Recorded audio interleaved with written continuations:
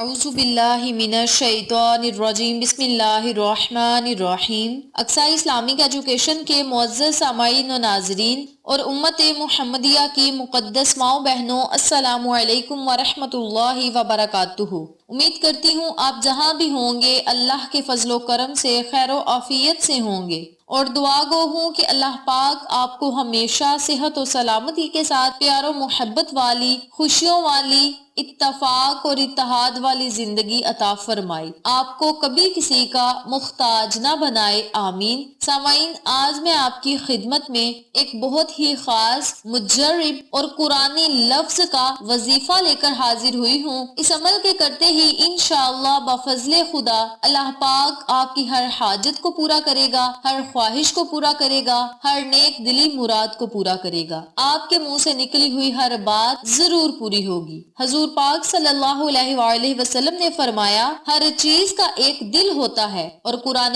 پاک کا دل سورت یاسین ہے۔ احادیث میں سورت یاسین کے بہت سے فضائل وارد ہوئے ہیں، اور اسی سورت میں اللہ پاک کے حکم کرنے کے طریقے کو بھی بیان کیا گیا ہے۔ اس سورت کے بہت ہی فضائل ہیں، اور رسول پاک صلی اللہ علیہ وآلہ وسلم نے فرمایا کہ میرا دل چاہتا ہے کہ میری امت کا ہر فرد اس سورت کو روزانہ صبح پڑھے، اور میری امت کے ہر فرد کے دل میں یہ سورت بستی ہو۔ اللہ تعالیٰ کی شان یہ ہے کہ جب کسی چیز کا ارادہ کرتا ہے تو اس کو فرما دیتا ہے کہ ہو جا، تو وہ ہو جاتی ہے۔ لفظ اول ہے اور لفظ ہی آخر ہے۔ رب کا لفظ کن ہے، اور انسان کے لیے پہلا لفظ اقرا ہے۔ رب کا لفظ کائنات کے لیے اور زمان و مکان کی ہر شے کے لیے تھا، اس کا ثمر فیکون ہے، اور انسان کا لفظ انسان کے لیے تھا، اس پر عمل نہ صرف انسان کا پہلا اور بنیادی فرض ہے، بلکہ یہ وہ الف ہے جو سارے اعمال، سارے نظریات کی بنیاد ہے۔ آج کا وظیفہ قرآنی لفظ کن فیکون پر منحصر ہے، جس کے پڑھتے ہی انشاءاللہ بفضل خدا آپ کی قسمت چمک جائے گی، مقدر چمک جائے گا، نصیب بدل جائے گا۔ بہت ہی آسان عمل ہے، چھوٹا سا عمل ہے، اس کے فائدے برکات بہت ہی زیادہ ہیں۔ جو بندہ اس وظیفے کو پورے یقین کے ساتھ کرے گا، انشاءاللہ اس کے معجزات چند ہی دنوں میں اپنی آنکھوں سے دیکھے گا۔ اس عمل کے کرنے سے بندہ جو سوچتا ہے، جس چیز کا ارادہ کرتا ہے، اللہ کریم اسے وہ چیز عطا کر دیتا ہے۔ جس مشکل سے نجات کے لیے اللہ سے دعا کرتا ہے، وہ مشکل سے نجات مل جاتی ہے۔ اگر دل میں وہ ارادہ کرتا ہے کہ فلاں مقصد کے لیے میں اس عمل کو کر رہا ہوں یا کر رہی ہوں، تو اللہ رب العزت اس کے عمل کرنے سے پہلے ہی اس کی حاجت کو پورا کرتا ہے، کیونکہ اس کا یقین ہوتا ہے کہ میرا رب میری ہر دعا کو کن فرمائے گا۔ آپ نے اس یقین کے ساتھ وظیفے کو کرنا ہے کہ اس عمل کے کرتے ہی اللہ رب العزت ہماری غیبی مدد کرے گا، ہماری ہر حاجت کو پورا کرے گا، ہر خواہش کو پورا کرے گا، ہر نیک دلی مراد کو پورا کرے گا، اور ہمارے مقدر کو چمکا دے گا، تقدیر کو بدل دے گا۔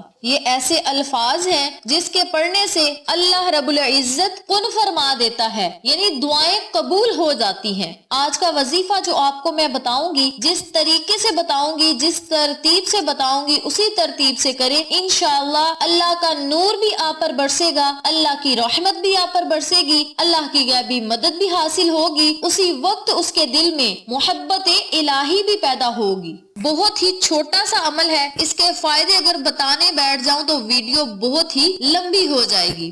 اس حرف کے اندر بھی کئی معنی پوشیدہ ہیں۔ اسی کے ساتھ میری آپ سے گزارش ہے کہ جو بندہ اس وظیفے کو کرے گا، وہ کچھ چیزیں کھانے سے پرہیز کرے، یعنی آپ نے جب وظیفہ کرنا ہے تو کوشش کریں وظیفہ کرنے سے پہلے آپ یہ چیزیں نہ کھائیں، یعنی گوشت، انڈا، کچا لہسن، پیاز نہ کھائیں۔ یہ چیزیں آپ نے نہیں کھانی، اور اس کے بعد آپ نے اس وظیفے کو کرنا ہے۔ وظیفہ مکمل کرنے کے بعد آپ جو مرضی کھا سکتے ہیں، لیکن وظیفہ کرنے سے پہلے آپ نے ان چیزوں میں سے کچھ نہیں کھانا، نہ گوشت کھانا ہے، نہ انڈا کھانا ہے، نہ کچا لہسن، نہ پیاز۔ ان چیزوں میں سے آپ نے کچھ بھی نہیں کھانا، باوضو ہو جانا ہے، اور آپ نے الگ کمرے میں بیٹھ جانا ہے۔ سب سے پہلے آپ نے 7 مرتبہ آیت الکرسی پڑھنی ہے، پھر آپ نے چاروں کل پڑھنے ہیں، پھر آپ نے اپنے اوپر دم کر لینا ہے، یعنی اپنے آپ کو پھونک مار لینی ہے، تاکہ آپ پڑھائی کے اثرات یعنی بھار سے بچ سکیں۔ یعنی یہ لفظ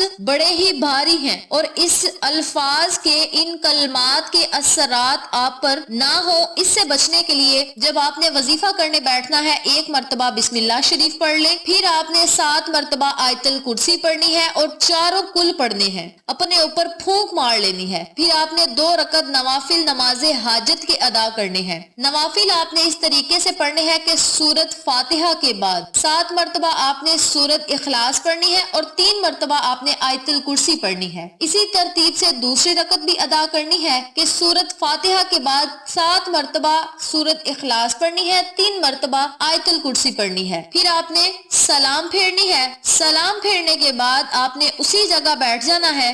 10 مرتبہ، 21 مرتبہ یا 41 مرتبہ آپ نے کن فیکون کن فیکون کا ورد کرنا ہے۔ اس کے اول اور آخر آپ نے 11 مرتبہ درود ابراہیمی ضرور پڑھنا ہے۔ ان کلمات کو پڑھنے کے بعد آپ نے اپنے ہاتھوں کو اٹھا کر اللہ کی بارگاہ میں دعا کرنی ہے۔ دعا آپ نے اپنے مقصد کے لیے کرنی ہے، حاجت کے لیے کرنی ہے، پریشانی سے نجات پانے کے لیے کرنی ہے، مشکل سے نجات پانے کے لیے کرنی ہے، ہر رکاوٹ اور بندش کو ختم کرنے کے لیے آپ نے اللہ سے دعا کرنی ہے۔ جن لوگوں کی اولاد نہیں وہ اللہ سے اولاد کے لیے دعا مانگے، جن لوگوں کے پاس نوکری نہیں وہ اللہ سے نوکری کے لیے دعا مانگے، جن لوگوں کا باہر جانے کا مسئلہ ہے یا ویزے کا مسئلہ ہے وہ بھی اس عمل کو، اس وظیفے کو کر سکتے ہیں۔ جو لوگ پسند کی شادی کرنا چاہتے ہیں اور اس میں کوئی رکاوٹ ہے تو اس مقصد میں کامیابی کے لیے بھی آپ وظیفے کو کر سکتے ہیں۔ کاروباری بندش کو ختم کرنے کے لیے، جادو کے اثرات کو ختم کرنے کے لیے، سرکاری ملازمت کے حصول کے لیے آپ اس وظیفے کو کر سکتے ہیں۔ ہر مقصد میں کامیابی کے لیے آپ اس وظیفے کو پڑھ سکتے ہیں۔ جو لوگ خواہش مند ہیں کہ اللہ پاک انہیں ذاتی مکان عطا کرے یا کسی بھی مشکل اور مصیبت میں وہ لوگ مبتلا ہیں اس سے نکلنا چاہتے ہیں تو وہ لوگ بھی اس عمل کو، اس وظیفے کو کر سکتے ہیں۔ اسی کے ساتھ ایک ضروری بات سنتے چلیں، جب آپ نے وظیفہ کرنا ہے تو آپ نے اپنے مقصد کو اپنے ذہن میں رکھنا ہے اور پھر آپ نے وظیفہ کرنا ہے۔ جس ترتیب سے میں نے وظیفہ بتایا ہے، آیت الکرسی پڑھنی ہے، 4 کل پڑھنے ہیں، 2 رکعت نوافل پڑھنے ہیں۔ نوافل جس طریقے سے بتائے ہیں اسی طریقے سے پڑھنے ہیں۔ نوافل پڑھنے کے بعد کن فیکون آپ نے جتنی تعداد میں بتایا ہے اتنی تعداد میں پڑھنا ہے۔ پھر آپ نے اپنے ہر جائز مقصد کے لیے اللہ رب العزت سے دعا کرنی ہے۔ جو لوگ سجدے میں جا کر دعا مانگنا چاہتے ہیں وہ لوگ سجدے میں جا کر مانگیں، جو لوگ بیٹھ کر دعا مانگنا چاہتے ہیں وہ لوگ بیٹھ کر بھی دعا